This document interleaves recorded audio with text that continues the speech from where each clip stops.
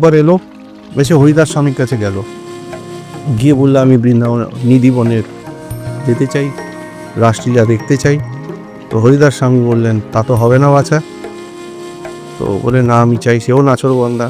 তো তখন মিয়া তানসেনের আগ্রহে হরিদাস স্বামী, আর এগুলোর পেন্টিংও আছে, ব্রাশ পেন্টিংসও আছে, these are also a form of history, oral traditions কীভাবে পেন্টিংয়ের থ্রু দিয়ে বেরোচ্ছেন, লিটারি রেফারেন্সেসও আছে। অ্যান্ড ডক্টর জেনও কনফার্ম করেছেন 1570, কেউ বলে 1574, কেউ বলে 1570, what ever it is, but গেছিলেন। চোখে পট্টি বেঁধে ওনাকে নিধিবনে নিয়ে যাওয়া হয়েছিল, আর আকবর সব আওয়াজ শুনেছিল রাসের, মহারাসের। এবং পরবর্তীকালে ওনার মৃত্যুসজ্জায় উনি প্রায় রাসের আওয়াজ শুনে ঘুমের মধ্যে উঠে পড়তেন। সেটার কোনো আমি বলছি রেফারেন্স আছে? অ্যাবসলিউটলি আছে।